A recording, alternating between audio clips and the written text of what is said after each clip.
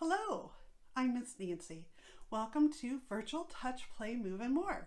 I'm so happy that you're joining me. Welcome to my homemaker space. This is where I create when I'm not at the library. We miss all of you coming to visit and playing with us at the library, and I look forward to when we're all able to be back together again. I can only imagine that your little ones are missing having their play outings with friends and being able to discover new things. I miss having them come to discover new things that I make at the library. Today I'm going to share a few of the activities that I've put together for our Touch, Play, Move, and More program at the library. I'm going to highlight 3 this week, and next week we can talk about more. Adults and children can have fun making these sensory play items together and then exploring with them. Mr. Rogers talks about play is serious learning for children. Play is also one of the 5 early literacy practices. Those 5 are talking, singing, reading, writing, and playing, which all help children get ready to read. When children play, they discover and learn about their world.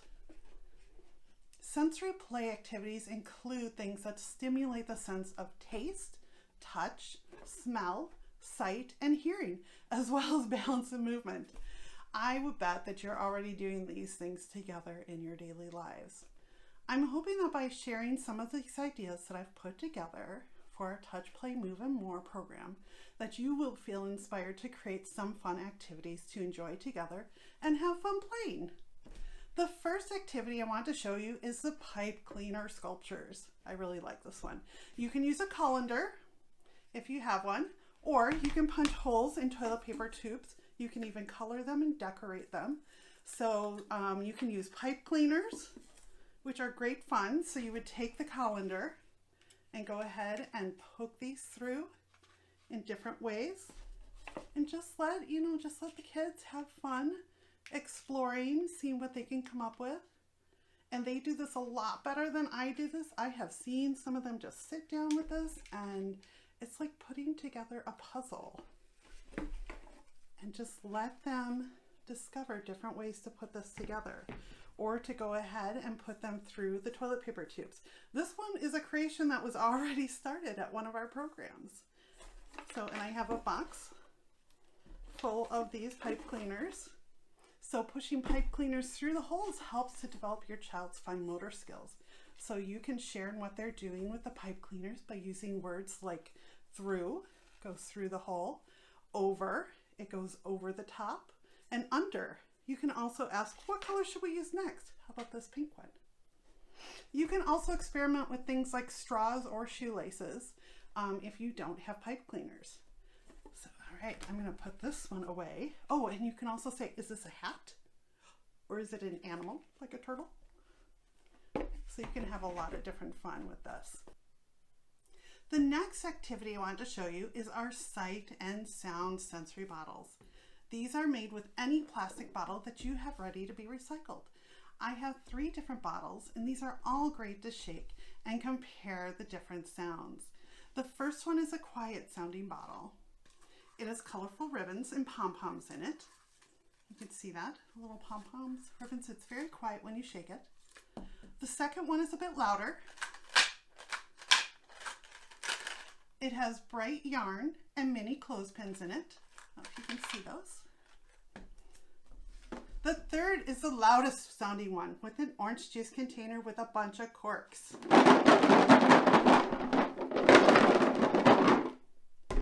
I think this is fun. Well, I like all of them, but I think this one sounds like thunder or a drum, and you can shake it.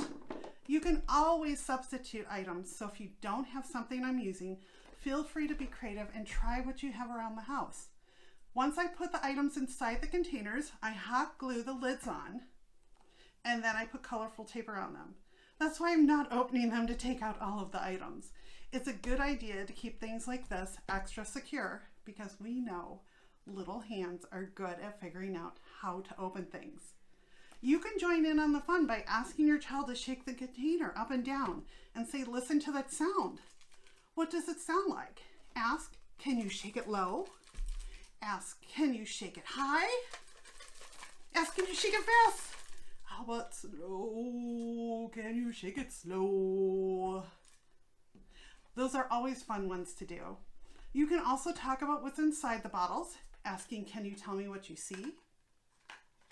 These can be fun activities for children to walk around with, except maybe the loudest cork one if you're going to be on some of these phone and video calls that so many of us are doing nowadays.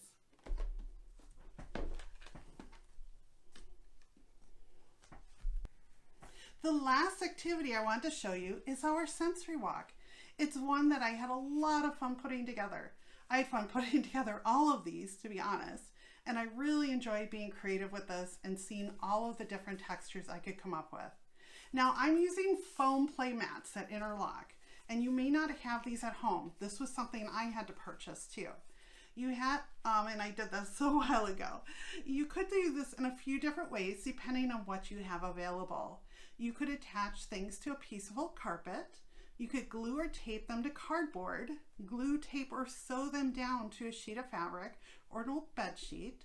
However, I want to really stress that if you can easily move this with your foot or trip on it, please tape it down on the floor really, really well for your child.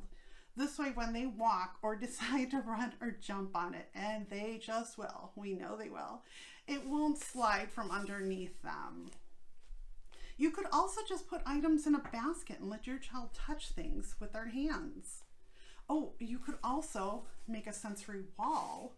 So you could use like a bulletin board or foam core or something and tape it to the wall. So you could do that as well. So it would be a sensory wall.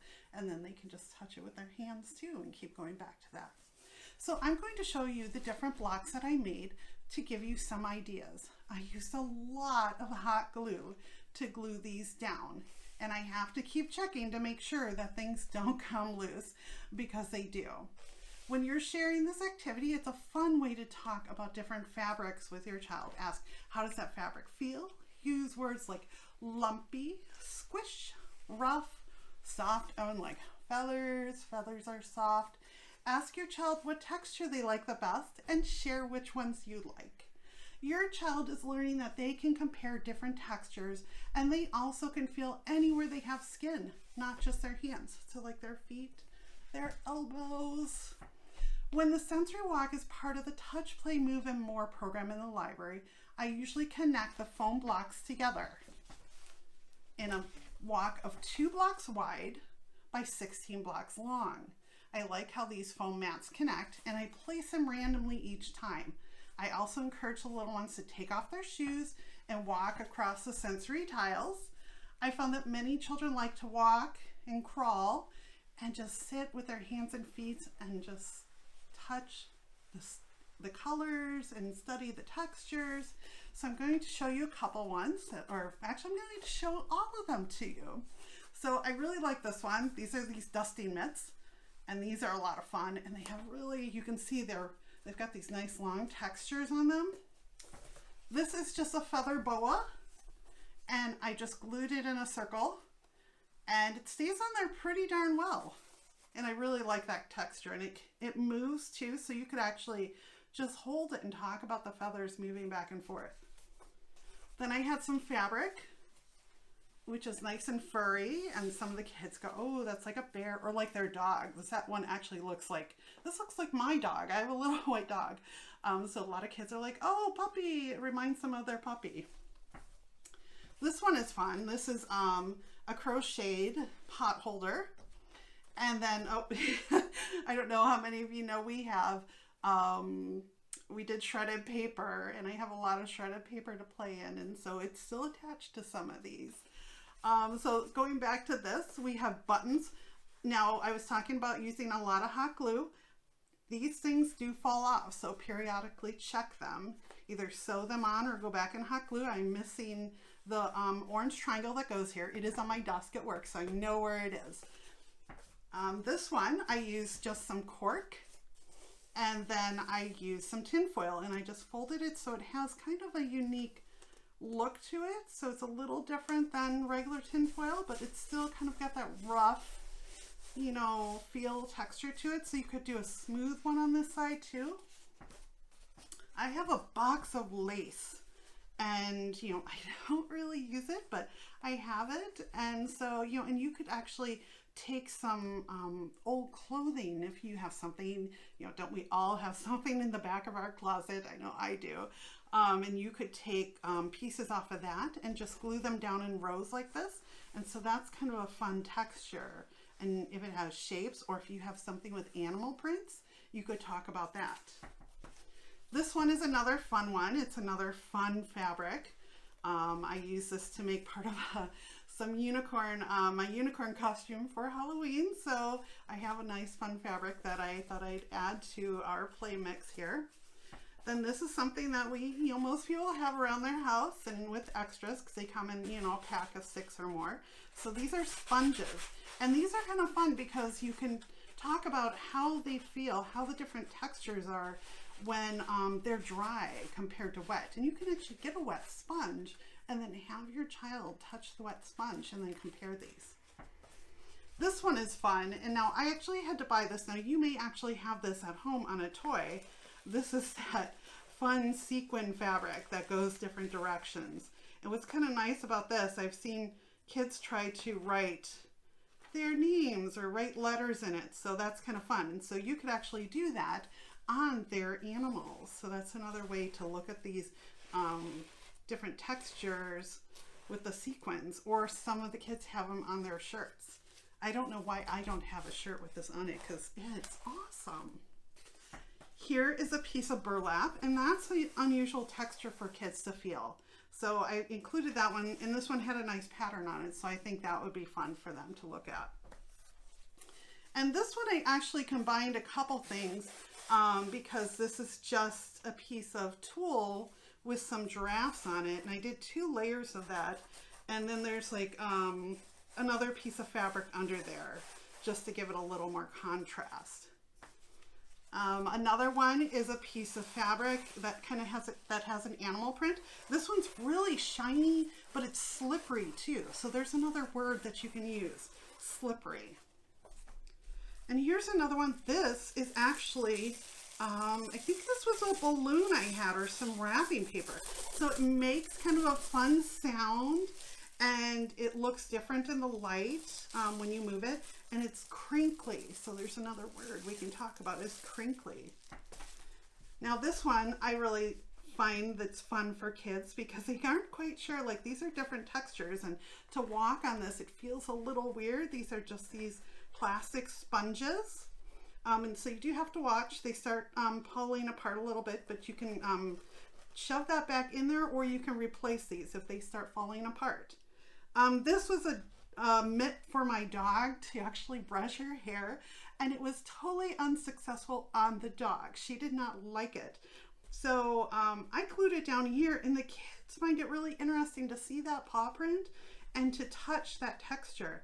So I encourage you, look through your closet. There's probably something you bought like I did that we thought would be useful, and it's not, but it would be great to touch and just kind of have as a sensory touch texture item. A couple more things. There's a little cross stitch piece of plastic and some pom-poms, which are really soft to feel.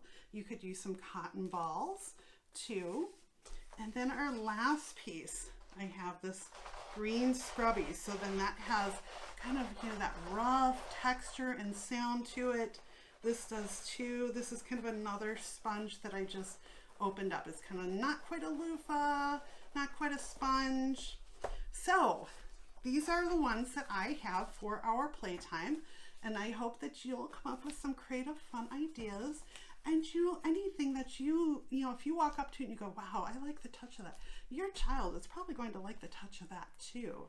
And they will have less experience than you do in touching all these different things. So just have fun with it and talk about it. Be creative together, have fun playing together. We need to play more. Feel free to post some pictures of what you created for playtime in the comments below. Until next time, bye.